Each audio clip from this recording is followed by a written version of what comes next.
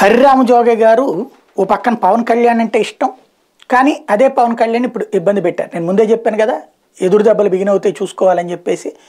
ఇప్పుడు మాజీ ఈనాడు సంస్థలలో జర్నలిస్టు, తర్వాత ఇంగ్లీష్ మీడియాలో సీనియర్ జర్నలిస్ట్ అయినటువంటి నాగరాజ గాలి గారికి సంబంధించినటువంటి ఒక కథనం చూద్దాం. జోగయ్య గారి గురించి బాగా తెలిసినటువంటి ఆయన. నాయకుడు అనేవాడు ప్రజల్లో బతికి పట్టకట్ట అంటే ఏదో ఒక సమస్య అయినా ఉండాలి, లేదంటే ఒక వివాదమైనా ఉండాలి. హరిరామ జోగయ్య గారు రెండో దాన్ని నమ్ముకుంటారు. ఏ వివాదం లేకుంటే సృష్టిస్తారు. అలా కేంద్ర బిందువు కులక్షేత్రంలో సజీవంగా ఉంటారు. 86 ఏళ్ల జోగయ్య గారు గోదావరి ఒడ్డున రాజకీయాల్లో భీష్ముడు లాంటివాడు. కులక్షేత్రంలో పెద్ద కాపుల్లో ఈయన ఒకరు. గోదావరి నది ఆవల అంటే తూర్పు దిక్కున పద్మనాభం గారు, యువతల అంటే పశ్చిమాన జోగయ్య గారు కాపులకు రాజగురువులుగా చలమణి అయిపోతున్నారు. టీడీపీ జనసేన పొత్తు పొడిస్తే ముఖ్యమంత్రి అయ్యేది బాబా పవనాన్ని తాజాగా జోగయ్య గారు రాజకీయ చిచ్చురేపారు. కమ్మల పలకి మోయడానికి కాపులు సిద్ధంగా లేరని, తమ కులక్షేత్రంలో పవర్ స్టార్గా ఎదిగిన పవన్ని ముఖ్యమంత్రి స్థానంలో చూసి మురిసిపోవాలని ఉందని లేఖాస్త్రాలు సంధిస్తున్నారు. ఇలా జోగయ్య గారు రచ్చలేపడం ఇది రెండోసారి. మొదటిసారి 2009 ఎన్నికలప్పుడు పవన్ కళ్యాణ్ అన్న చిరంజీవి స్థాపించిన పీఆర్పీలో జోగయ్య గారు రగిల్చిన వివాదానికి నాగరాజు గారి ప్రత్యక్ష సాక్షి.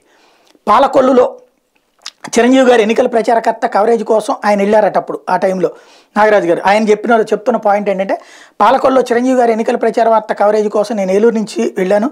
పర్యటనకు ఒక్కరోజు ముందు జోగయ్య గారు ప్రకటన మీడియాకి రిలీజ్ చేశారు. విషయం ఏంటంటే, చిరంజీవి గారు 2 చోట్ల నుంచి అంటే తిరుపతి నరసాపురం నుంచి అసెంబ్లీకి పోటీ చేస్తారని, పాలకొల్లు చిరంజీవి అత్తగారి ఊరు, నరసాపురం పరిధిలోని మొగల్తూరు అమ్మమ్మ గారి ఊరు. నరసాపురంలో ఉన్నత విద్య వరకు చదువుకున్నారు. ఆయనకు నటుడిగా కూడా అక్కడే బీజం పడింది. అందువల్ల నరసాపురంలో చిరంజీవి గారి గెలుపుకు అవకాశాలు ఎక్కువ అనే అభిప్రాయం ఉండేది. అట్లాంటప్పుడు జోగయ్య గారు నరసాపురం నుంచి చిరుపోటీ చేస్తున్న ఏకపక్షంగా ప్రకటించేశారు. మీడియా బ్రీఫింగ్లో జోగయ్య గారి ప్రకటనను విలేకరులు చిరంజీవి దృష్టికి తెచ్చారు. నాయకుడికి ఉండకూడని లక్షణం మొహమాటం. చిరంజీవి గారిలో అది మెండుగా కనిపిస్తుంది. కక్కాలేని మింగాలేని పరిస్థితిలో చిరంజీవి ఇలా అన్నారు. జోగయ్య గారి పెద్దలు వాళ్ళు చెప్పాక ఇంకేముంది.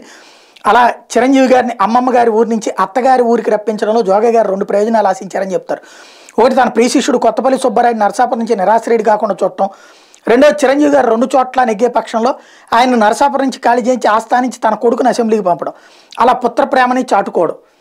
ఎట్లాగితే అటువైపు వెళ్లే చిరంజీవి గారు డైరెక్షన్ కోల్పోయి రాజకీయాల్లో రాణించలేకపోయిన విమర్శ ఉంది.